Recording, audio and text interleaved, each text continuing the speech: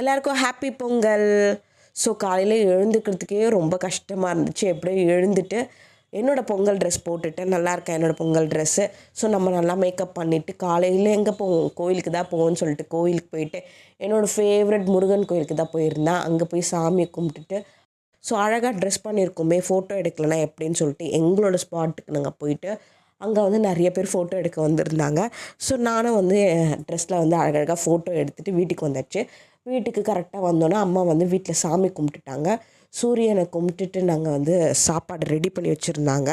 Full meals தான். இல்லை சாம்பார், கூட்டு, பொரியல், அவியல், பாயாசம், வடை, அப்பளம்னு சொல்லிட்டு செம்ம விருந்து. நல்லா வந்து சாப்பிட்டு முடிச்சுட்டு நான் என்னோடய மாமியார் வீட்டுக்கு போயிட்டேன். அங்கே போனோன்னா அங்கே ஒரு சர்ப்ரைஸ். ஸோ எங்கள் மாமியார் வீட்டில் வந்து எனக்கு சாரி எடுத்திருந்தாங்க. இதில் என்ன அதிசயம்னா அவங்களே வந்து ப்ளவுஸ் எனக்கு பிடிச்ச மாதிரி ஸ்டிச் பண்ணி வச்சுருந்தாங்க. ஸோ பொங்கல் நல்லாவே போச்சு. உங்களுக்கு எப்படி போச்சுன்னு கீழே கமெண்ட் பண்ணுங்கள்.